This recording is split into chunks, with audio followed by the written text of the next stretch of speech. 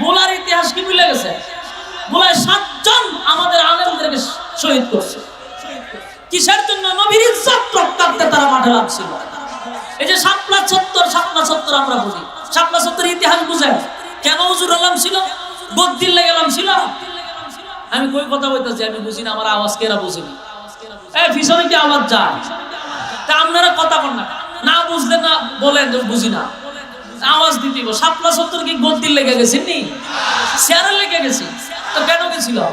নবীর ইজ্জত রক্ষার্থে গেছিল। যখন ব্লগাররা শাহবাগীরা নবীর ইজ্জত নিয়ে চিনিমিনি খেলা শুরু করছে, সারা বাংলাদেশের আলেমরা একত্রিত হয়ে তখন শাপলা চত্বরে একত্রিত হয়েছিল নবীর ইজ্জত রক্ষার্থে। কিন্তু প্রতিদান কি পাইলাম? ফাঁকির মতো গুলি ঘুরে আমাদেরকে মারছে। এই দেশে মাঝে মধ্যে দাঙ্গা যে লাগাইতো, এটা তাদের পলিটিক্স ছিল, রাজনীতি পলিটিক্স ছিল। আমি আপনাদেরকে একটা গোপন কথা বলি, কারণ আমরা এই অতীতে বহু এমপি মন্ত্রীদের বাড়িতে বদনাম করছি, বহুজনের সাথে আমি চলছি, এরা গোপন কথাগুলো বাইর করছি মাঝে মধ্যে। এরা যে মাঝে মধ্যে দাঙ্গা লাগাইতো আর হুজুররা মাঠে নামাইতো, এটা ছিল তাদের রাজনীতিক একটা পলিটিক্স ছিল। যখন হুজুররা টুপি মাথার দিয়ে মাঠে নামতো, এরা বহির বিশ্বে বুঝাইতো, দেখছেন নি জঙ্গি, আমি জঙ্গি দমন করবার লেগে দেশ হয়ে গেছি। এই আমাদের ফুটেজ গুলো বাহিরের দেশে দেখাইতো, আর আমাদেরকে বছরের পর বছর জঙ্গি বানায়া বাংলাদেশে রাখছে। এরাই কিন্তু দাঙ্গা লাগাইতো, এদের লোককে নবীর বিরুদ্ধে লাগাইতো, এদের লোককে আলেমদেরকে গালি দেওয়াইতো। আলেমরা মাঠে ময়দানে নামলে তারা গুলি করে মারতো, আর বাহিরের দেশে বুঝাইতো যে আমরা জঙ্গি দমন করার লেগে আছি। এই খেলা খেলছে কত বছর? 16 বছর। নতুন যারা আসবে নিয়ত ফিরা বসে রয়েছে।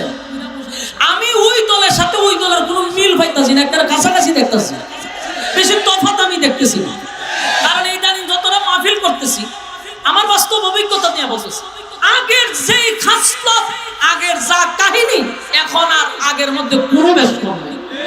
মানে যারা নেক্সটে আসবে এদের কাহিনী মাহফিল গেলে আগে যেমন নেতার নাম না থাকলে মাহফিল করতে দিত না, ইদানিংও শুরু হয়েছে ওই ওখানে আগের নেতার নাম না দিয়ে এই নেতার নাম না দিলে মাহফিল করতে দেয় না।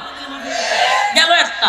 2 নম্বর হলো, আগে যখন স্বৈরাচারের যুগে আমরা মাহফিল করতাম, তখন দেখতাম কি ওই সুদকুর, ঘুষকুর, বেনামাজি, এরপরে বদমাশ, লম্পটগুলি থাকতো সভাপতি। এটি যখন সভাপতি থাকতো, আমরা যখন প্রধান বক্তা গিয়ে বসতাম, তখন হ্যাঁ মাইক নিয়ে আমরা সামনে বসে ওয়াজ করতো। আমি কি বাস্তব বুঝলাম? বাস্তব শুনেন বড়, এত বিরক্ত লাগে তখন। এরাও বুঝে যে প্রধান বক্তার আগে মাইকে ধরে, এও বুঝে যে মানুষটা কোন সময় থাকবে, কারণ এর মতো নেতারা দিকে তো কোনো মানুষ আসে না। তো যখন আলেমদেরকে দিকে মানুষ এক জায়গায় জমাইত হয়, তখন হ্যাঁ কত বড় বেয়াদবিটা করে, আলেমকে চেয়ারে বসাইয়া, হ্যাঁ দাড়ি নাই, টুপি নাই, হ্যাঁ বদমাশগুলি পুতুল টাইম নাইছে, আয়া মাইক লয়ে এসেরা আমাদের সামনে দাঁড়াইয়া ওয়াজ করে। কদিন আগে আমি জামালপুর একটা ওয়াজ করছিলাম, ওখানে এক নেতার সাথে আমার পুরা জব হয়েছে। এই বক্তব্য লইয়া আমার কত হলো, তুই একজন প্রতিনিধি, ঠিক আছে সালাম দে অথবা বুট চা, যা আমি দাঁড়াবো আমার ভোট দিয়ে, তাও বলা জায়গা না, আয়া সেটা বিসমিল্লাহ হয়ে আয়াত করে। ভাই মনে হয় তাকে আল্লাহ নাজিল করছে না শয়তানের কাছে নাজিল করছে, আল্লাহ বলা যায়। আমার কত হলো যে আমরা গ্রাম্য ভাষায় লাগল ভাসনা যা খাদ্যস করে, এটা আমরা হবিগঞ্জের একটা কথা। তুই লাগল ভাসনা কেন খাদ্যস করে, তুই বেটা বিসমিল্লাহ করতে পারছ না, একজন আলেমের ভাষায় বই আয়াত করে কোরআন। এরপরে জাহান্নামের বয়ান করে। আমার 10 মিনিট রাখতে এমন আমি লোকাল বক্তা, আমার তো দেখলে আবার অনেকে মনে করে যে ভাতটাই দেয় না, আমার তো সাইজ আল্লাহ বানিয়েছে শুধু। চেয়ারও বললো অর্ধেক খালি থাকে, এটা আর কোনোদিন বললো না। 10 বছর হয়ে গেছে আমার ওয়াজের বয়স, কিন্তু আজ পর্যন্ত চেয়ার বসছে না আমার। আমি যখন বসি আমার কোনো বক্তার খাতারই মনে করছে না, রুচি হয়েছে না তা। আমার বয়াতে 15 মিনিট বক্তব্য দিতে আছে ইচ্ছা মতে, ও বক্তব্য। আবার কি বক্তব্য? জাহান্নামকে তোমরা বাঁচো। মুখে নাই দাড়ি, টাকনুন নিচে হইলো তার ফ্যান, এ জাহান্নামের বয়ান করে আমার সামনে বইয়া। আমার তো ধৈর্যের একটা সীমা আছে, পরে আমি মাটির কামড়টা বইয়ে রয়েছি। আমি যেটা করার করমের বক্তব্য করে বক্তব্য শুনলাম, বক্তব্য শেষ আমি এমনি মোনাজাত দাঁড়াইছি। অন্ত শ্রোতারা গেছে সিটতে গিরে হুজুরে মোনাজাত দিল, তোরা তো আমারও ওয়াজ উনবার লাগে আনছত না, আনছত নেতারে ওয়াজ করাইতে। নেতায় ওয়াজ করছে, নেতায় মোনাজাতটা পারছে না, আমি মোনাজাত দাঁড়াই। লাগছে একটা হন্ডগোল, এমন লাগা লাগলো। পরে আমি শুরু করলাম যে মিয়া আইসেনি কেন, বুট চাইলে বুট চান। জাহান্নামের বয়ান করার মতো যোগ্যতা আপনার আছে? আপনি আয়াত দিয়ে পড়ছেন, ঠাডা ভরবো দিয়ে আপনার।